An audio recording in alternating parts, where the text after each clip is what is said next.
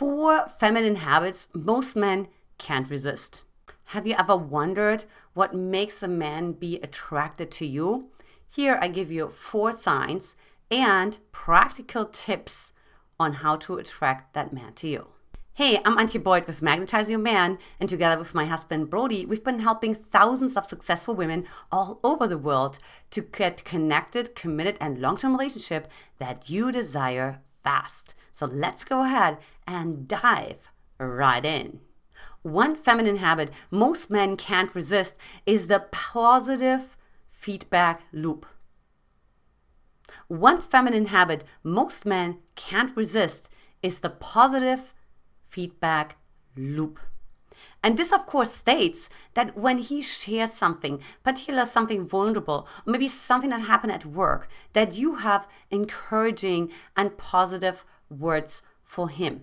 That you have like positive emotions that he gets to feel sort of like comfortable with, that he gets to sort of like sink into and feel safe with. So for example, when I met my husband Brody, and he would maybe tell me when he didn't have such a great day at the office, quote unquote office, because he's an entrepreneur, I would always find like the right ways to actually just really uplift him, encourage and empower him, tell him that he's super capable, that tomorrow is another day, right? And that he can reach whatever he wants to reach. That he is a legacy leaver or a trailblazer or whatever words you want to use. But I give him sort of this positive feedback. And because that, of course, feels wonderful to his nervous system, he'll come back for more. Now, the next feminine habit most men can't resist is when you are carefree. There's something to be said about a woman who's playful, who's sort of, unencumbered, who's light.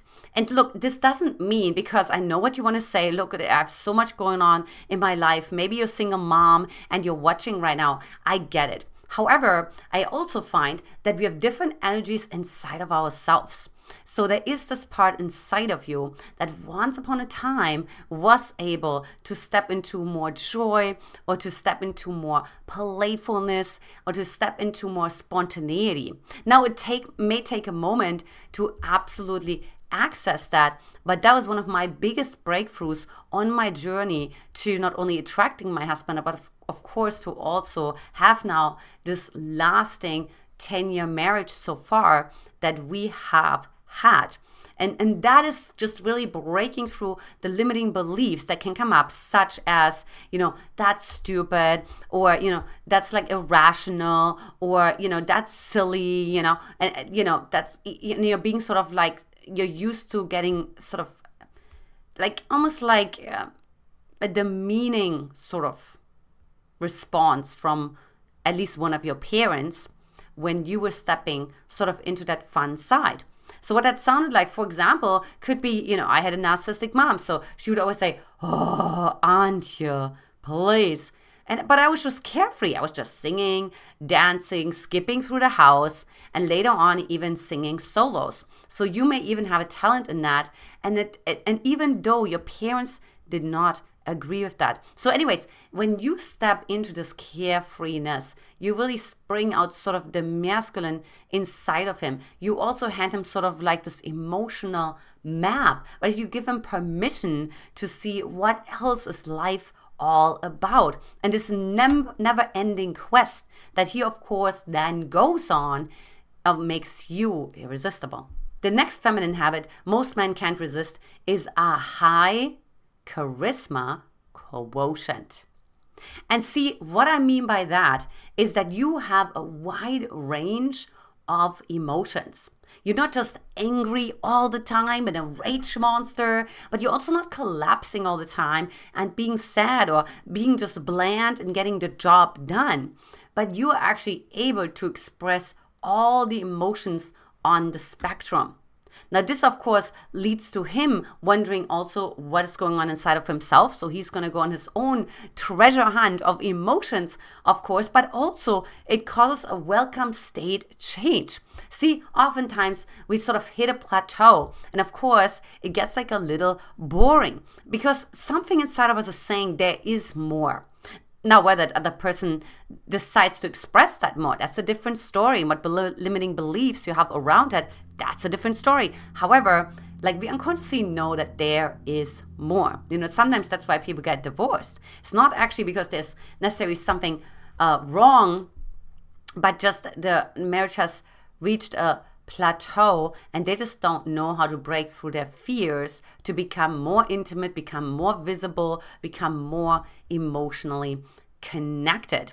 So what that, for example, looked like for me was like really taking some risks. So for example, like, I'd do something really silly and I would walk into my husband's office and just say, yippee!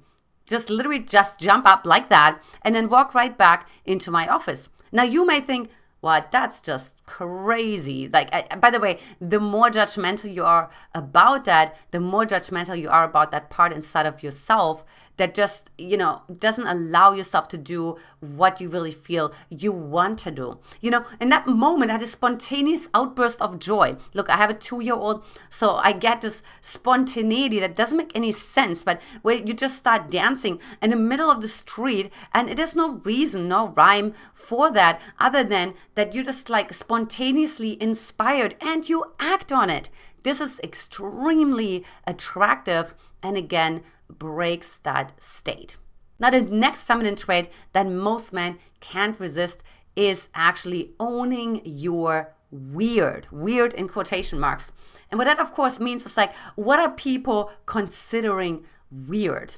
Right? Like, maybe you're dressing weird. Maybe you're talking weird. Maybe you have some weird beliefs about things, right? But like, when a man is really attracted to a woman, it's because she like almost like carries on her t-shirt, if that makes sense, Or, you may be in traffic and she just gets out of the car and does a dance because, why not? You're sitting in traffic and why not bring some joy to the party, Or maybe she had a funny grunting noise when she laughs, and maybe she sounds like a pig when she laughs, or whatever the case may be. So it's not so much about what the sound is, but it's how she's carrying herself with that.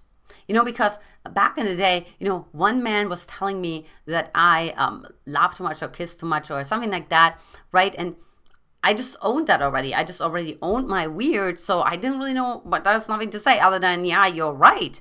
I do do all the things a lot. And he's like, oh, no. It's all, I love it. It's great. Right? Because he was so enamored with me owning my weird. And because of that of course comes from doing your shadow work, which is really breaking through the limiting beliefs that you have around the things that you judge about yourself.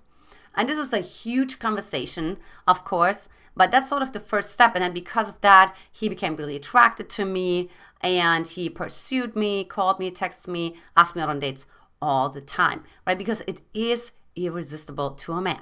Now, what you may notice by now, it's not so much what you do, but with how confidently you do it. How much are you supporting yourself? How much are you advocating for yourself? And not necessarily like in a harsh way or in a demeaning way. I'm watching right now Love is Blind, and not in a defensive way, but actually in an embodied, in a joyful, and a spontaneous, and like kind of a laughter, a lightness kind of way.